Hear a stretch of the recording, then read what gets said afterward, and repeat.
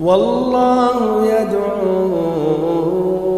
إلى دار السلام.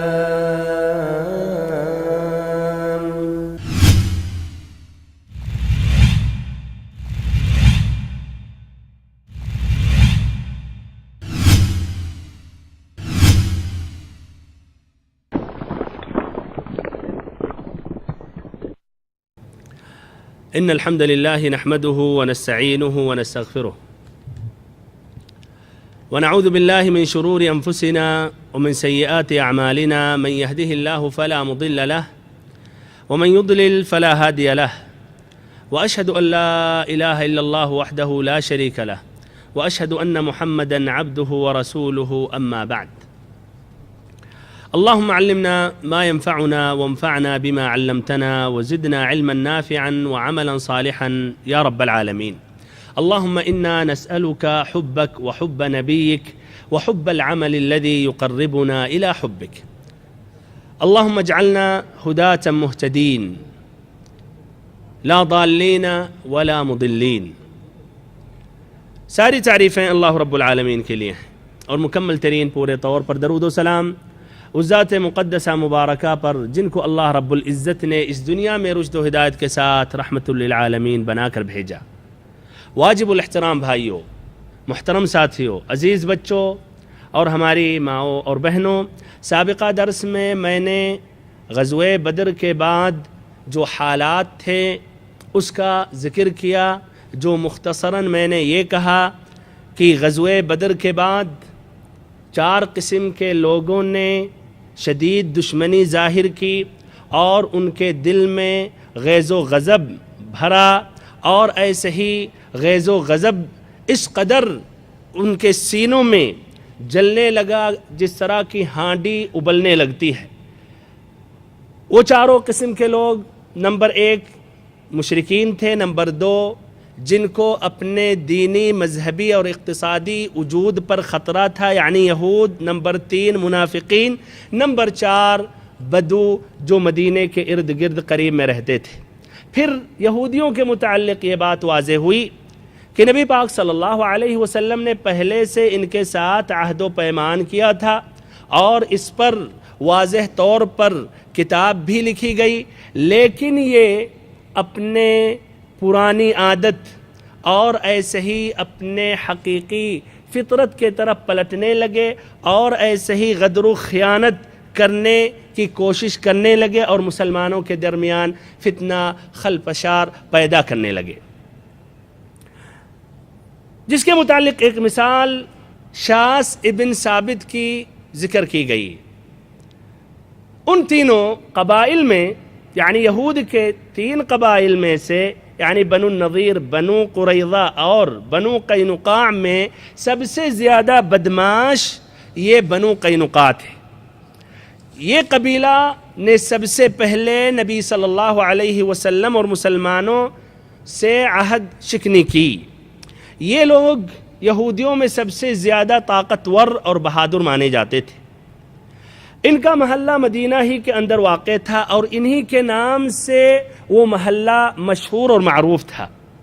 پیشے کے لحاظ سے یہ سونار تھے، لوہار تھے اور برتن ساز تھے، اور پیشے کی وجہ سے ہر فرد کے پاس جنگ کے کافی سامان موجود تھے اور ان کے مردان جنگی کی تعداد 700 تھی۔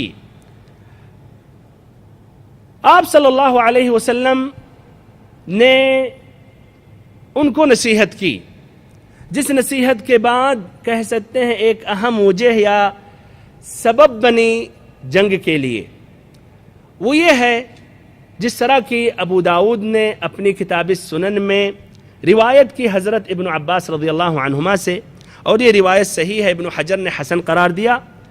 کہتے ہیں ابن عباس رضی اللہ عنہما کہ غزوہ بدر کے بعد نبی پاک صلی اللہ علیہ وسلم بنو قینقاع کے بازار میں آئے اور آپ نے یہودیوں کو دعوت دی۔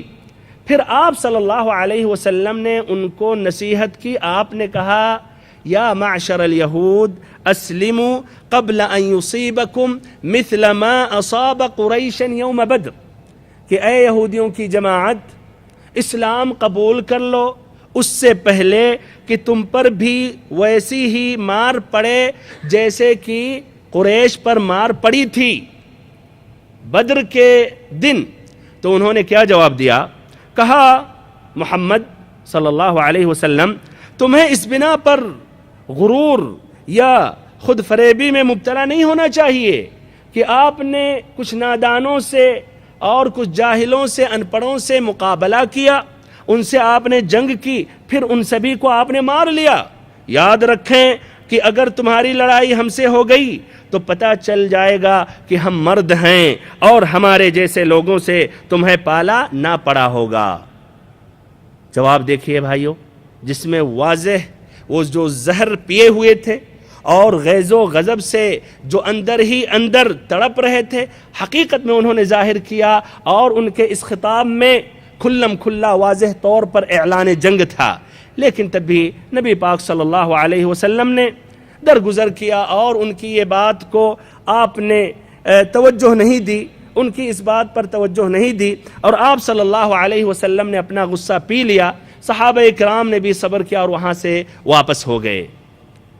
دوسرا سبب جو اہم ہے، جو حقیقت میں وہی جنگ کا سبب بنا، وہ ہے جو ابن اسحاق نے اپنی کتاب سیرہ میں ذکر کیا کہ ایک مسلمان عورت بنو قینقاع کی بازار میں کسی غرض کچھ سامان خریدنے کے لیے پہنچی، پھر وہ ایک سنار کی دکان کے پاس بیٹھ گئی۔ یہودیوں نے گھیر لیا اور انہوں نے چاہا کہ یہ خاتون اپنا چہرہ ان کو دکھائے، پردہ ہٹائے تاکہ وہ دیکھیں۔ اس نے اس پر انکار کیا۔ ایک مسلمان شریف عورت، ظاہر بات ہے وہ انکار ہی کرے گی۔ تو اس پر انہوں نے کیا کیا، ایک سنار یا جس سنار کی دکان کے پاس وہ مسلمان خاتون بیٹھی ہوئی تھی، اس نے اس کے کپڑے کا نچلا کنارہ پچھلی طرف باندھ دیا اور اس کو علم بھی نہیں تھا۔ پھر جب وہ عورت اٹھی تو بے پردہ ہو گئی۔ اس پر یہودیوں نے قہقہا لگایا، مزہ لینے لگے، اور یہ عورت سے نہ رہا، یہاں تک کہ اس نے چیخ پکار مچائی۔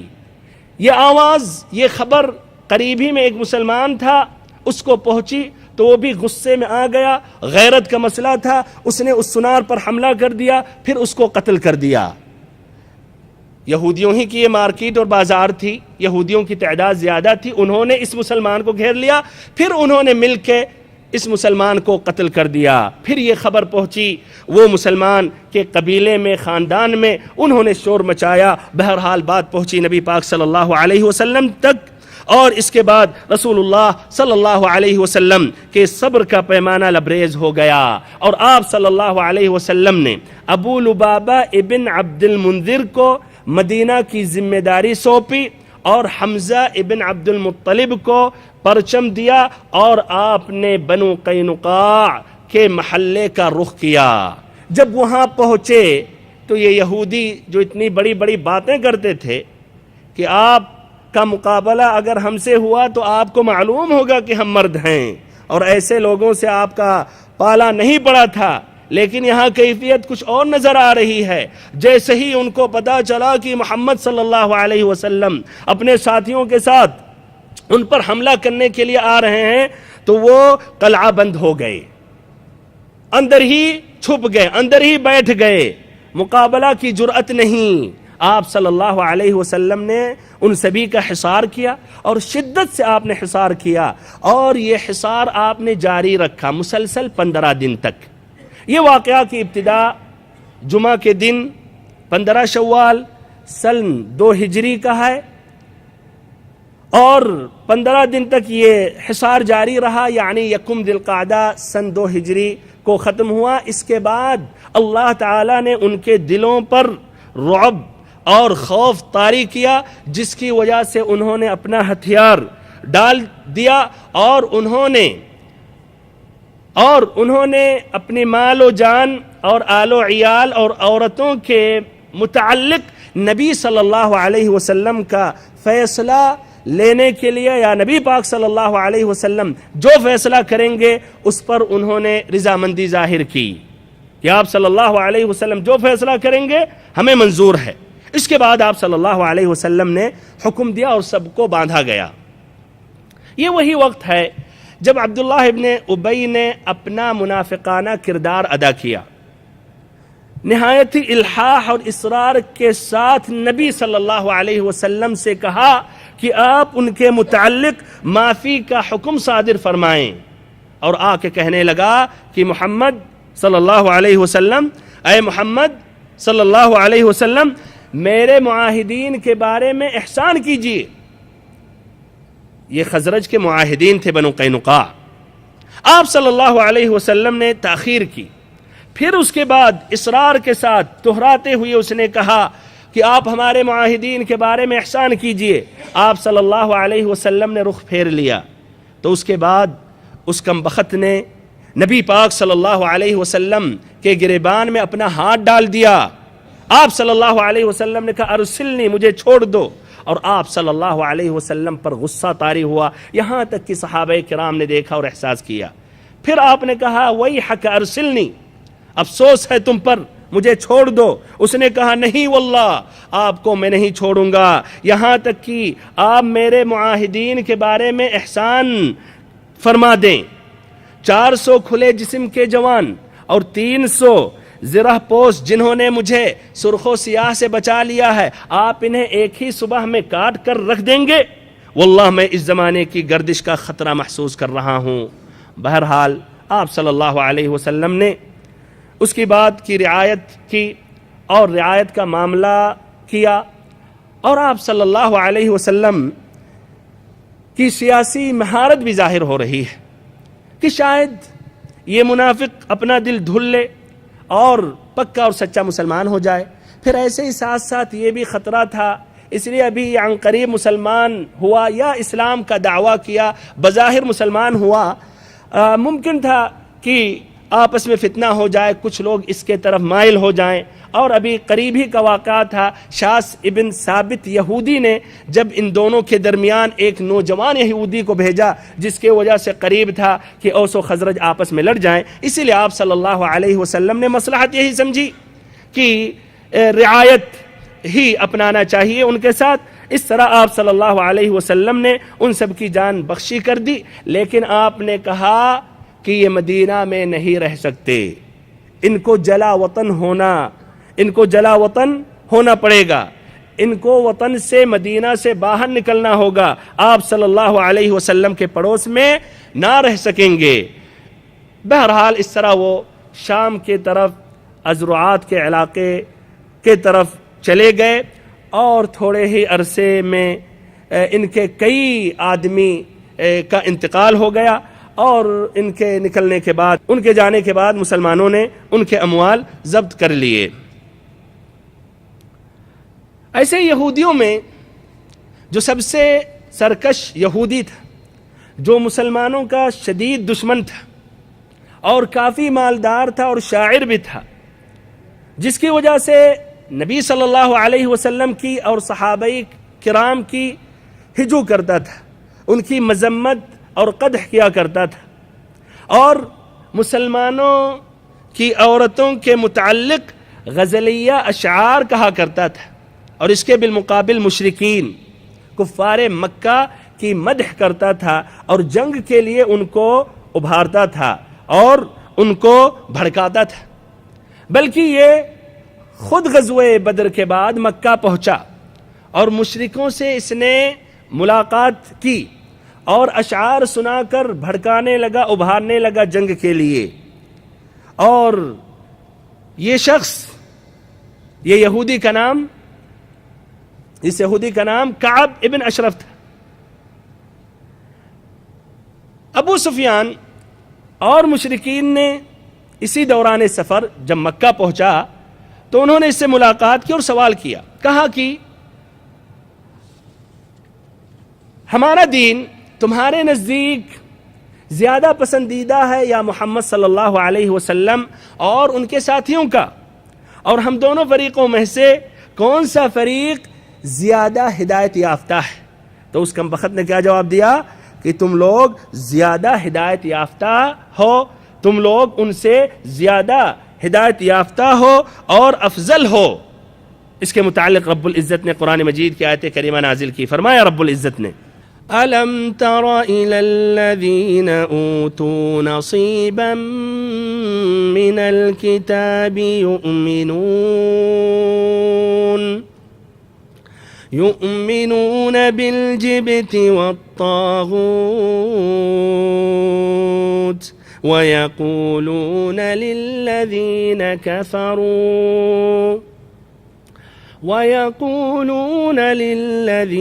كفروا هؤلاء أهدى من الذين آمنوا سبيلا الم تر الی الذین اوتوا نصیبا من الکتاب، کیا آپ نے ان لوگوں کو نہیں دیکھا جنہیں کتاب کا ایک حصہ دیا گیا ہے؟ یؤمنون بالجبت والطاغوت، جبت اور طاغوت پر ایمان لاتے ہیں۔ جبت اور طاغوت سے مراد غیر اللہ کی، ما سوى اللہ جس کی عبادت کی جائے، جس طرح مورت، قبر، شیطان، جبت اور طاغوت پر ایمان لاتے ہیں۔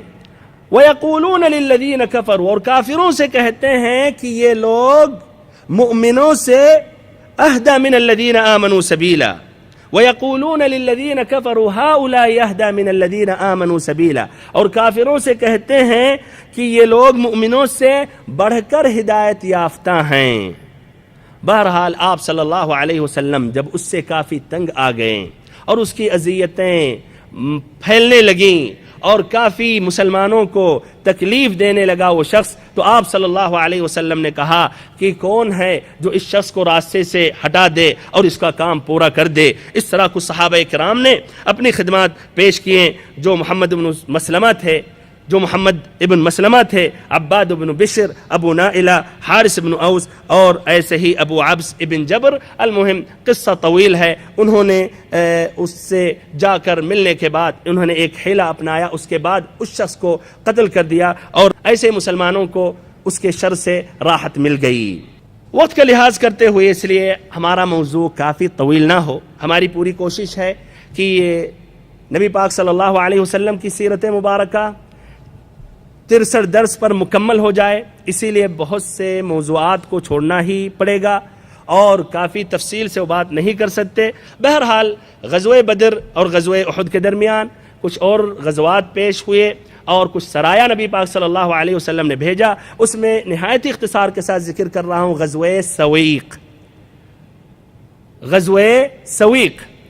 وہ یہ تھا کہ ابو سفیان 200 سواروں کو لے کر مدینہ کے اطراف پہنچا اور مدینہ کے اطراف میں رات ہی میں کچھ کھجور کے درخت کو کاٹا، جلایا، اور ایسے ہی ایک انصاری مسلمان سے اس کی ملاقات ہوئی جو کھیت میں تھا، اس کو بھی اور اس کے حلیف کو قتل کر دیا، پھر فرار ہو گیا۔ نبی پاک صلی اللہ علیہ وسلم نے اس کا پیچھا کیا، لیکن وہ کافی تیزی کے ساتھ مکہ کی طرف بھاگنے لگا، یہاں تک کہ بوجھ کو ہلکا کرنے کے لیے ستو، توشے اور ایسے ہی ساز و سامان پھینکنے لگا، جو بعد میں مسلمانوں کے ہاتھ لگا۔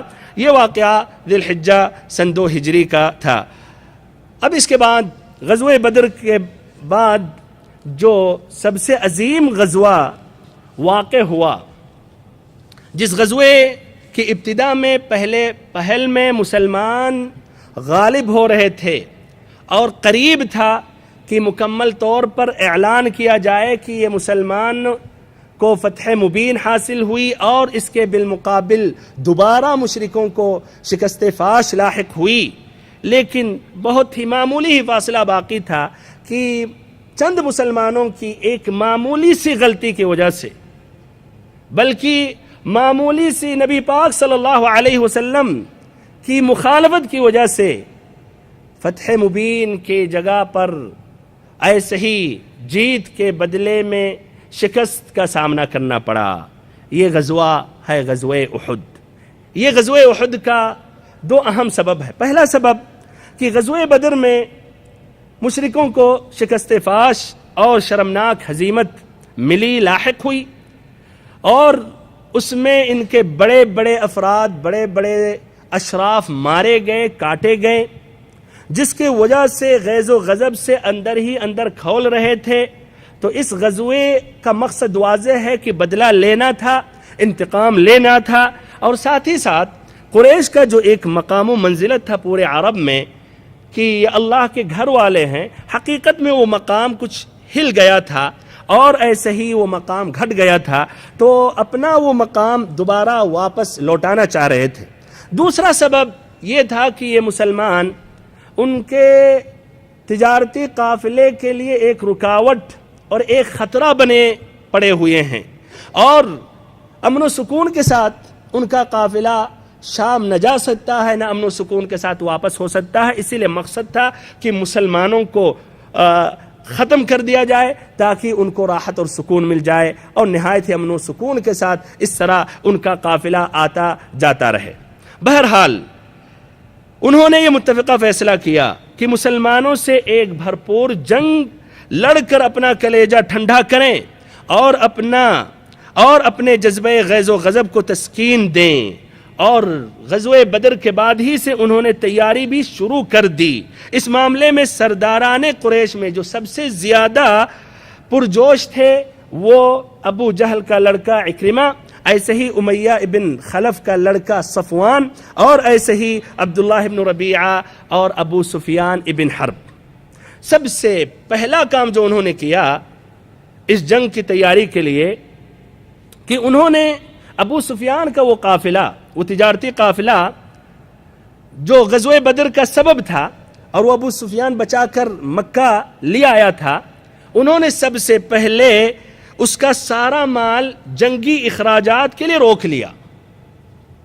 پورا مال، سارا مال اس جنگی اخراجات کے لیے روک لیا، اور جس کا اس میں مال تھا، کچھ حصہ تھا، اس کے پاس پہنچے اور انہوں نے سمجھایا اور کہا تمہیں محمد صلی اللہ علیہ وسلم نے سخت دھچکا لگایا ہے اور تمہارے منتخب سرداروں کو قتل کیا ہے، تو اپنے اس مال کے ذریعے ہماری مدد کرو، شاید یا ممکن ہے کہ ہم بدلہ چکا لیں۔ اس کے بعد وہ سبھی نے رضامندی ظاہر کی اور سبھی نے اپنا مال چھوڑ دیا۔ اور یاد رہے بھائیوں کہ وہ قافلہ میں 1000 اونٹ تھا اور اس میں 50,000 دینار، یعنی کافی اس کے اندر مالیت اس کی تھی۔ اس طرح یہ پورا جو قافلہ تھا، جتنا سامان تھا، اس جنگ کے لیے انہوں نے وقف کر دیا، روک لیا۔ پھر ایسے ہی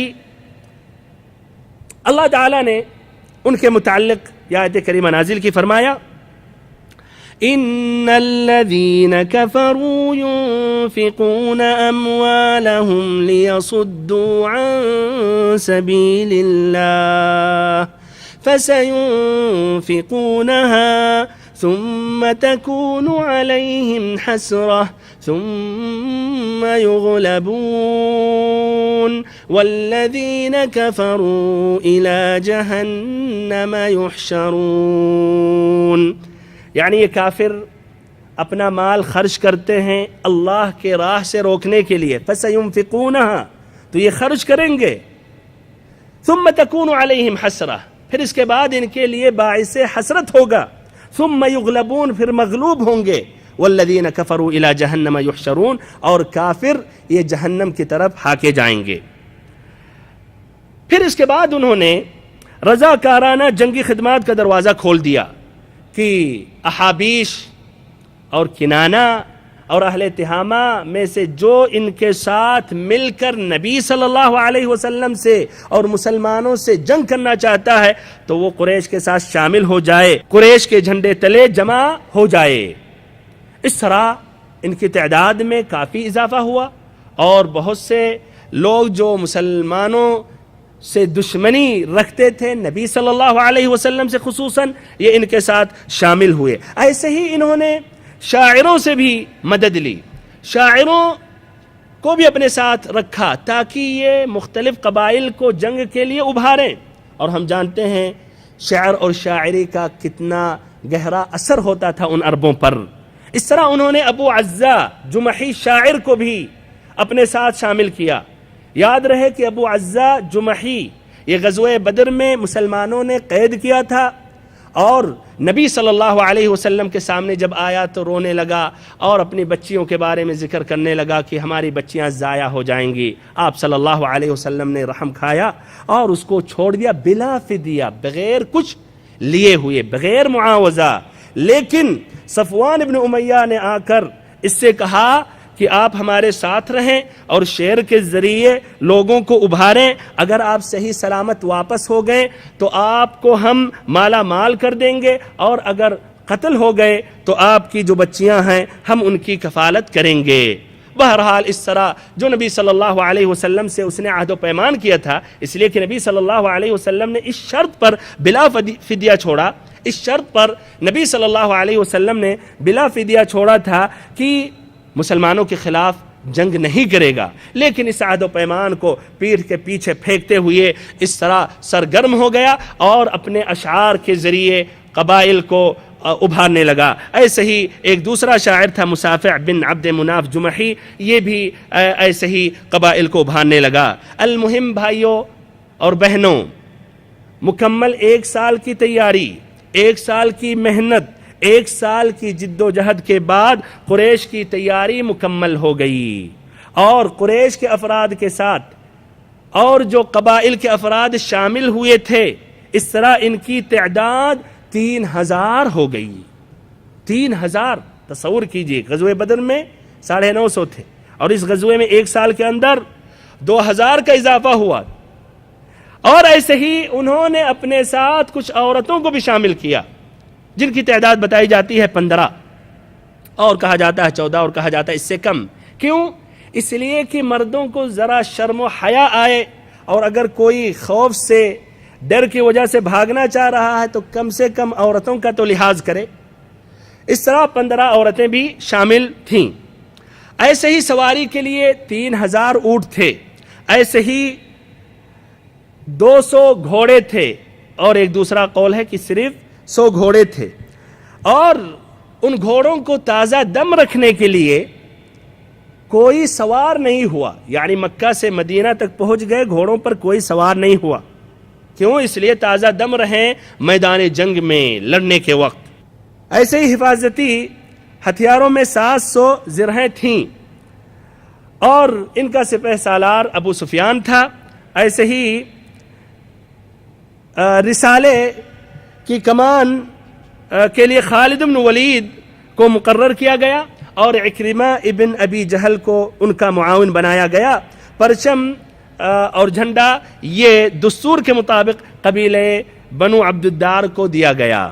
اب اس طرح یہ لشکر جرار نے مدینہ کا رخ کیا اور مدینہ کی طرف آگے بڑھا.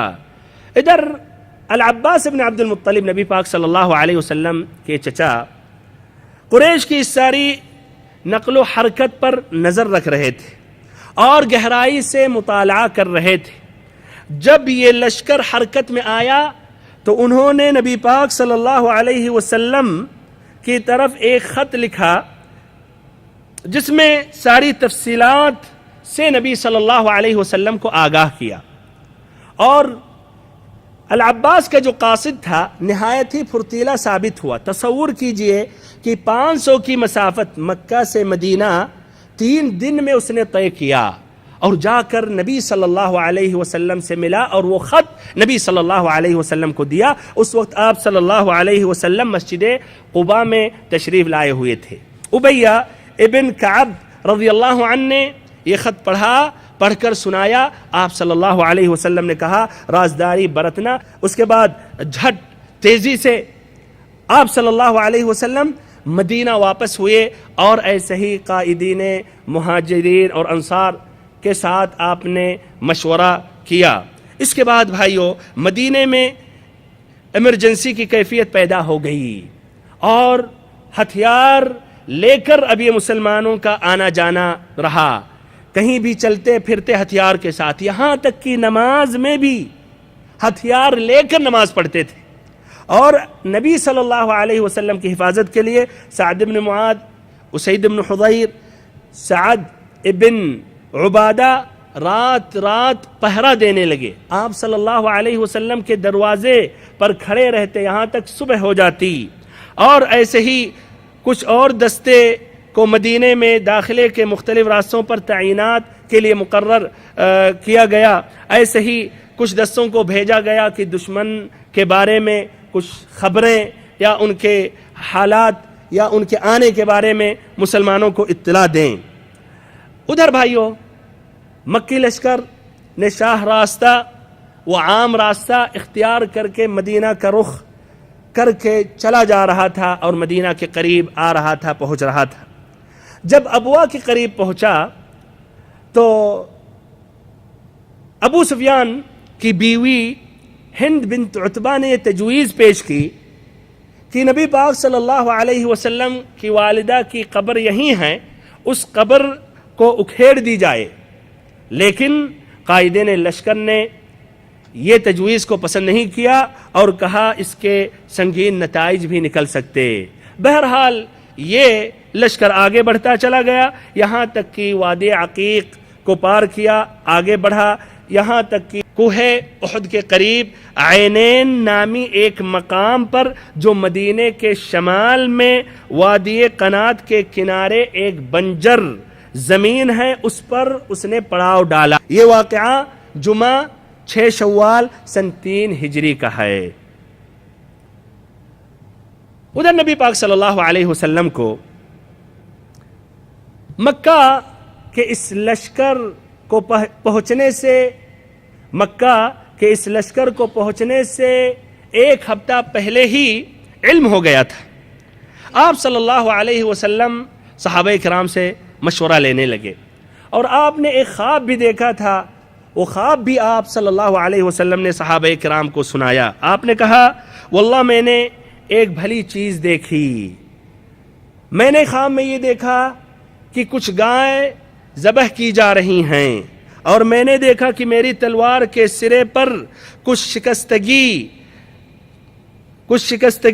ہے، اور یہ بھی دیکھا کہ میں نے اپنا ہاتھ ایک محفوظ ذراع میں داخل کیا ہے۔ پھر اس کی تعبیر آپ صلی اللہ علیہ وسلم نے کی کہ کچھ گائیں جو ذبح کی جا رہی ہیں، اس سے مراد کچھ صحابہ کرام قتل کیے جائیں گے، اور وہ آپ کی تلوار پر جو شکستگی ہے اس کی تعبیر یہ ہے کہ آپ کے گھر کا ایک شخص شہید ہوگا، اور ایسے ہی آپ نے اپنا ہاتھ ایک محفوظ ذراع میں داخل کیا تو وہ محفوظ ذراع مدینہ ہے، یعنی شہر مدینہ۔ ایسے ہی یہ روایت امام احمد کی ہے، ایسے ہی دارمی اور ابن اسحاق کی جابر بن عبداللہ رضی اللہ عنہما سے مروی ہے۔ ایسے ایک دوسری روایت ہے جو ابو موسیٰ الاشعری رضی اللہ عنہ سے مروی ہے، اور یہ روایت صحیح امام بخاری اور مسلم میں ہے۔ آپ صلی اللہ علیہ وسلم نے فرمایا کہ میں نے خواب میں دیکھا کہ میں نے ایک تلوار تیز سے چلائی، ہم نے ایک تلوار تیز سے چلائی تو اس کا اوپر والا حصہ کٹ کر گر گیا، جس کی تعبیر یہ تھی کہ غزوہ احد میں مسلمانوں کو مصیبت کا سامنا کرنا پڑا اور ایسے ہی اس میں کافی نقصان لاحق ہوا۔ پھر آپ صلی اللہ علیہ وسلم نے کہا، پھر اسی تلوار کو ہم نے زور سے ہلایا تو دیکھا پہلے سے بھی زیادہ حسین اور مضبوط ہو گیا، جس کی تعبیر یا معنی مطلب یہ تھا کہ اس کے بعد جو اللہ تعالیٰ نے مسلمانوں کو فتح مبین عطا کیا اور ایسے مسلمانوں کو اکٹھا کیا۔ بہرحال ہمارے بھائیوں، محترم ساتھیوں اور بہنوں، آپ صلی اللہ علیہ وسلم کی رائے یہ تھی کہ ہم مدینہ ہی میں رہیں اور مدینہ کے باہر ان سے جنگ لڑنے کے لیے نہ نکلیں۔ کیوں آپ کا مقصد تھا مدینہ ہی میں رہیں؟ تاکہ ہر فرد شریک ہو سکے اور مشرکوں کے خلاف وہ لڑے۔ مدینہ کے اندر ہی جب رہیں گے تو ظاہری بات ہے کہ اوپر سے عورتیں بھی خشت باری کریں گی، وہ بھی اینٹ پتھر پھینکیں گی، اور ایسے ہی اس کی مختلف گلیوں میں وہ صحابہ کرام جنگ کریں گے، ماریں گے، جن گلیوں سے صحابہ کرام زیادہ واقف ہیں۔ تو آپ صلی اللہ علیہ وسلم کی یہی رائے تھی، اور آپ نے یہ کہا کہ اگر وہ اپنے کیمپ میں مقیم رہتے ہیں تو بے مقصد اور برا قیام ہوگا، اور اگر مدینہ میں داخل ہوں گے تو ہم ان سے مقابلہ کریں گے اور عورتیں بھی اوپر سے خشتباری کریں گی۔ یہی صحیح رائے تھی، اور اسی رائے سے عبداللہ ابن ابی رأس المنافقین بھی متفق تھا۔ آپ تعجب کریں گے، عبداللہ ابن ابی بھی متفق تھا؟ ہاں، وہ متفق تھا، اور اس کا مقصد یہ نہیں تھا کہ یہ صحیح رائے ہے اور نبی صلی اللہ علیہ وسلم کی رائے ہے، نہیں، اس کا مقصد یہ تھا کہ جب مدینہ ہی میں ہم انتظار کریں گے تو ہمیں بہترین چانس ملے گا کہ میں چھپا رہوں اور مشرکوں سے مقابلہ نہ کروں۔ لیکن صحابہ کرام کی ایک بڑی تعداد، یا کہہ سکتے ہیں کافی تعداد میں کچھ لوگ تھے جن کی یہ رائے تھی کہ آپ صلی اللہ علیہ وسلم باہر نکلیں اور مشرکوں کا مقابلہ کھلے میدان میں کریں، اور اس میں زیادہ اصرار کرنے والے وہ حضرات تھے جو غزوہ بدر میں مشرکوں سے وہ مقابلہ نہ کر سکے اور مدینہ سے نہیں نکلے تھے۔ تصور کیجئے اس طرح صحابہ کرام کا جذبہ اور صحابہ کرام کی یہ ہمت، اور ان گرم جوش حضرات میں سے خود حضرت حمزہ ابن عبد المطلب تھے، نبی پاک صلی اللہ علیہ وسلم کے چچا، جنہوں نے قریش میں تباہی مچا رکھی تھی اور انہوں نے اپنی تلوار کا جوہر دکھلایا تھا۔ اور یہ بھی آتا ہے، مسند امام احمد کی روایت ہے، دارمی ابن اسحاق کی، کہ کچھ لوگوں نے کہا کہ اللہ کے نبی ما دخل علینا فیہا فی الجاہلیہ فکیف یدخل علینا فیہا فی الاسلام، کہ اللہ کی قسم ہے اللہ کے نبی، مدینہ میں دور جاہلیت میں کوئی داخل نہ ہو سکا، تو کیا عہد اسلام میں اب ہم ان کو داخل ہونے دیں گے؟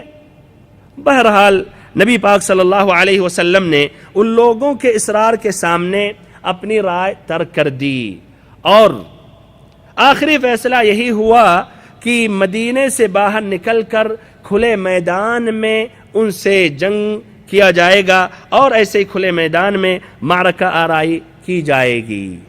یہی آخری فیصلہ ہوا۔ نبی پاک صلی اللہ علیہ وسلم نے اسی جمعہ کے دن جمعہ کا خطبہ دیا، اور اس میں آپ صلی اللہ علیہ وسلم نے ان کی ہمت ابھاری، اور صبر اور اقدام جو ایک اہم وجہ ہے، سبب ہے کسی بھی جنگ میں جیتنے کے، اس کی اہمیت آپ صلی اللہ علیہ وسلم نے بتلائی، اور ایسے ہی کہا مشرکوں کے خلاف تیار ہو جائیں۔ یہ سن کر لوگوں میں خوشی کی لہر دوڑ پڑی۔ اس کے بعد آپ صلی اللہ علیہ وسلم نے عصر کی نماز پڑھی۔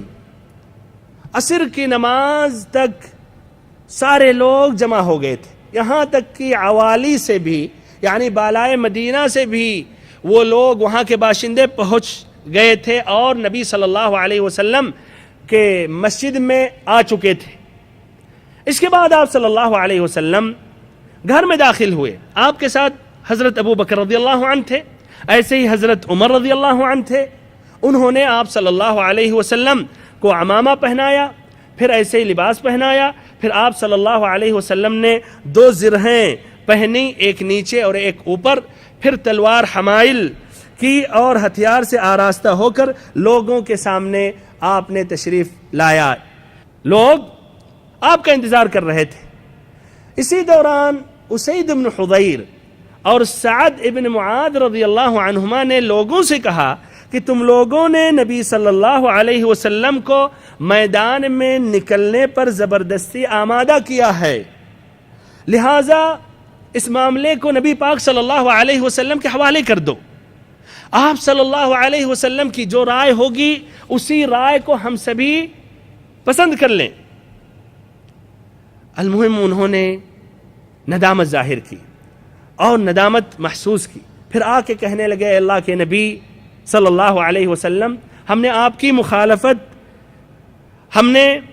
مخالفت کی اور ہمیں یہ مخالفت نہیں کرنی چاہیے۔ اب آپ صلی اللہ علیہ وسلم کو جو پسند ہے وہی کیجئے۔ اگر آپ کی رائے یہ ہے کہ ہم مدینہ ہی میں رہیں اور مدینہ ہی میں ان کا مقابلہ کریں، تو ہم آپ کی رائے پر اتفاق کرتے ہیں اور ہم مدینہ ہی میں ان کا مقابلہ کرتے ہیں۔ تو آپ صلی اللہ علیہ وسلم نے کہا لا ينبغي لنبی، جس طرح کی صحیح امام بخاری اور مسند امام احمد کی یا امام احمد کی مسند میں روایت ہے، لا ينبغي لنبی اذا لبس لأمته فيضعها حتى يحكم الله بينه وبين عدوه۔ کوئی نبی جب اپنا ہتھیار پہن لے تو مناسب نہیں کہ اسے اتارے یہاں تک کہ اللہ تعالیٰ اس کے اور اس کے دشمن کے درمیان فیصلہ فرما دے۔ تو اب یہ ضروری ہو گیا تھا کہ اب یہ نکلیں، اس لیے نبی پاک صلی اللہ علیہ وسلم نے وہ ہتھیار پہن لیا تھا۔ بہرحال آپ صلی اللہ علیہ وسلم نے اب لشکر کی ترتیب دی۔ آپ نے اس لشکر کو 3 حصوں میں بانٹا۔ پہلا حصہ جو مہاجرین پر مشتمل تھا، مہاجرین کا پرچم نبی صلی اللہ علیہ وسلم نے حضرت مصعب ابن عمیر عبدری رضی اللہ عنہ کو عطا کیا، اور ان کی شہادت کے بعد حضرت علی رضی اللہ عنہ نے اس پرچم کو سنبھالا اور اٹھایا۔